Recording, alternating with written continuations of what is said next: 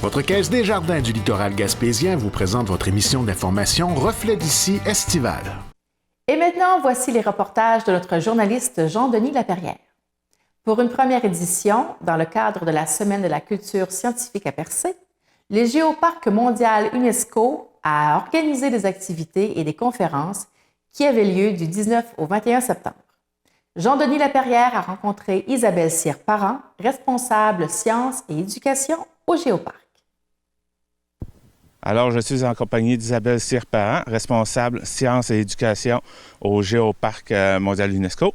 Bonjour à vous. Bonjour. Vous allez bien? Oui, très bien. Alors, cette semaine était la semaine de la culture scientifique. C'est quoi cette semaine-là?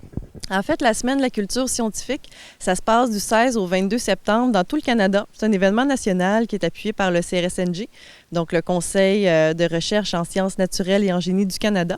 Et nous, à Percé, on a décidé d'y participer cette année. Donc, première édition du 19 au 21 septembre. Là, on avait des conférences à la Villa Frédéric James. Également, on a invité des groupes scolaires à venir faire des ateliers éducatifs, à participer à des kiosques également interactifs au niveau du Géoparc. Puis aussi, aujourd'hui, là, samedi, on avait des activités familiales là, sur le site du Géoparc. Vous avez dit que c'est la première année que vous embarquez. Qu'est-ce qui a fait que vous avez décidé de participer à cette semaine-là? En fait, le Géoparc mondial UNESCO de Percé, dans son virage éducation-sciences, donc c'est vraiment un créneau qu'on est en train de développer. On travaille fort là-dessus. On a également eu l'appui du programme Promo Sciences pour développer nos activités éducatives. Et avec ça, on a également eu un appui pour participer à la Semaine de la culture scientifique, dont notamment, comme je disais, avec le CRSNG. Donc, et ça allait de soi, en fait. Là, on voulait vraiment faire un événement marquant pour démocratiser la science, puis la science qui se passe sur notre territoire, en fait. On a une très belle expertise en Gaspésie, puis c'est toujours intéressant d'en savoir plus sur les richesses de notre territoire. Vous parlez d'expertise, j'ai entre autres en tête l'École des pêches et d'aquaculture du Québec. C'était un des conférenciers. Donc, qu'est-ce qu'on avait pendant ces journées-là? C'était un programme vraiment varié. On a eu une super belle réponse des organismes qu'on a contactés. En fait, on a eu Nergica qui est venu parler de l'énergie éolienne des changements climatiques, le Parc national de l'île Bonaventure et du Rocher-Percé avec l'Université du Québec à Rimouski qui ont parlé du comportement des fous de bassin. Il y en a eu vraiment beaucoup. Il y a eu Pêche Océan Canada avec l'Institut Maurice Lamontagne qui est venu parler du banc des Américains, une nouvelle zone marine protégée. Il y a eu Contact Environnement qui est venu parler des espèces en péril. Mérinov qui a fait aussi des très belles conférences. J'en oublie, c'est certain, la Régie intermunicipale de gestion des matières résiduelles de la Gaspésie et des îles de la Madeleine. Non, juste de la Gaspésie.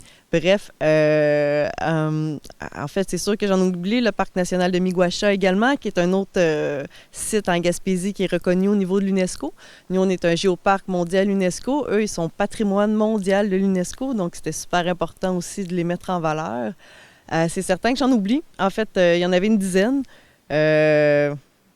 Voilà. Le pôle des technologies propres de la Gaspésie, c'est sûr que j'en oublie d'autres. Là. J'en ai beaucoup en tête, là, mais... Parce qu'il y en a eu justement beaucoup, là, donc c'est sûr que c'est peut-être un peu dur de toutes les retenir. Oui, c'est sûr que là, spontanément comme ça, c'est certain que j'en oublie, je ne sais pas lesquels, mais c'est certain que j'en oublie au moins un. Mais les organismes ont vraiment été enchantés par l'idée. La réponse était super positive. C'est tous des passionnés là, qui sont super heureux de partager leur expertise, d'expliquer aux gens ce qu'ils font un peu, sortir de leur laboratoire justement ou de leur bureau, puis aller voir les gens, puis expliquer un peu tout ce qui les passionne de notre territoire finalement. Puis voilà, il y en a aussi beaucoup qui auraient aimé être là, mais bon, finalement, c'est pas toujours possible. Mais ce n'est que la première édition, donc on va pouvoir se reprendre l'année prochaine là, avec encore une belle panoplie d'invités. Et du côté du pavillon du Géoparc, il y avait aussi des activités pour toute la famille, comme vous disiez tout à l'heure. Qu'est-ce qu'on y retrouvait? En fait, jeudi, vendredi, on a vraiment réservé ça aux groupes scolaires. Donc, on a des groupes d'élèves du primaire qui sont venus le jeudi, le vendredi. Il y avait un atelier long qui était vraiment développé par le Géoparc mondial UNESCO de Percé. Puis, il y avait également des kiosques éducatifs. On a fermé Tectonique, en fait, puis on a installé des kiosques tout simplement là, dans cet univers-là. Donc, il y a Mérinov qui a fait un super beau kiosque, également le Parc national de l'île Bonaventure et du Rocher-Percé qui était là parler de ce parc assez exceptionnel-là. Tim Adams qui était là aussi pour la culture Micmac, qui est toujours très importante. On est dans un territoire Micmac, donc c'est toujours important là, de souligner également cette culture millénaire-là. Et évidemment, là, le Géoparc qui avait également un kiosque là pour regarder d'un peu plus près les roches avec les enfants. Est-ce que ça... Oh. Excusez-moi, oui, puis samedi, aujourd'hui, en fait, il y a eu à 10h les dessous de Tectonique, donc on invitait les adultes à aller voir la haute technologie qu'il y a dans cette salle-là. C'est vraiment une technologie assez haut de gamme, là, qui est assez exceptionnelle qu'on a dans la région, donc c'est intéressant de le faire profiter aux gens. Et les jeunes avaient une activité spéciale là, avec le bac à sable, là, comment les montagnes se formaient également en même temps.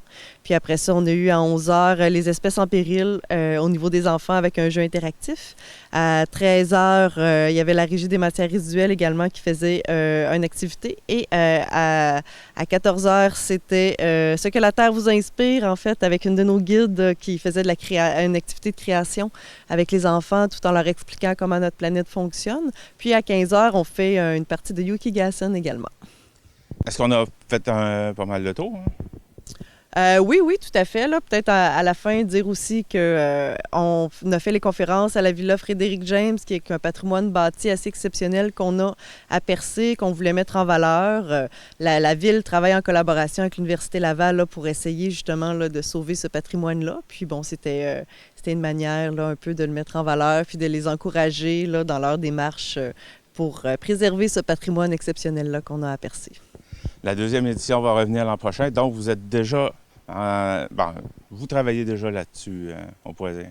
Oui, peut-être pas tout de suite, mais lundi, mais oui, tout à fait. Là, on veut vraiment avoir une deuxième édition. La réponse était super belle, les gens étaient vraiment intéressés. C'était vraiment des conférences intéressantes et c'est certain qu'on le refait l'année prochaine. Donc, merci de m'avoir fait un bilan de l'activité. Merci à vous. Donc, c'est la première édition de la Semaine de la culture scientifique à Percé. Comment vous trouvez ça, d'avoir cette activité-là ici? Écoute, c'est une fierté, toujours, hein, comme je le mentionne souvent. Une première édition, c'est toujours une initiative qui vient d'être prise. Alors, on est toujours content de voir qu'un nouvel événement prend naissance sur le territoire. Cette semaine-là, qui est une initiative du Géoparc mondial UNESCO de Percé, le Géoparc a comme objectif de vulgariser la science, hein, de faire toujours développer l'aspect scientifique pour le rendre accessible à l'ensemble du public. Donc, cette semaine qui est voulue, je dirais, une activité familiale quand même. C'est très intéressant. Ça nous permet d'apprendre vraiment beaucoup développer nos connaissances là, avec plusieurs organismes partenaires où je pense que c'est vraiment là c'est vraiment offert pour l'ensemble de la population. Donc, c'est vraiment pas juste pour une clientèle très, très spécifique. On parle pas que pour les scientifiques. C'est vraiment à grand déploiement pour vulgariser là, cette science-là là, qui nous entoure.